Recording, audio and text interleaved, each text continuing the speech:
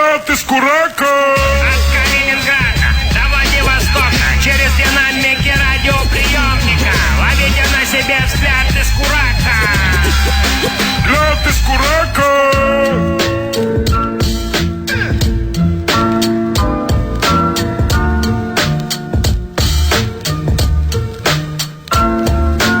Это стрёмная тема, поверь мне. Не могу спокойно говорить об этом дерьме. Да будь ты хоть трижды лауреат Грэмми, если ты педофил, твое место в тюрьме.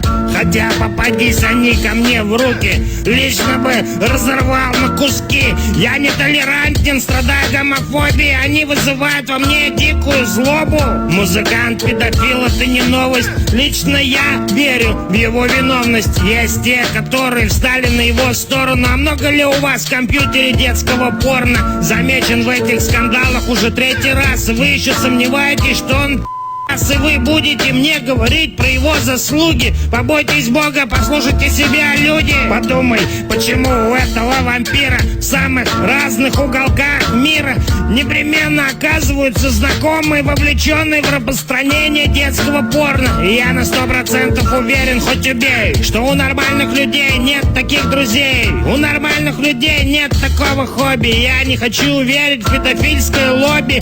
У меня в голове не укладывается. Разве можно быть против их пожизненной изоляции, отмене срока давности их кастрации? Видимо, на самом деле есть чего бояться. Это не люди, это позор нации. Слышишь ты, в Госдуме или в администрации, педагог, режиссер, музыкант, депутат, тебе дорога прямиком в ад. Дорога прямиком в ад.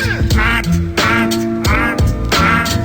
Дорога прямиком в ад. Ад, ад, ад, ад. Дорога прямиком в ад.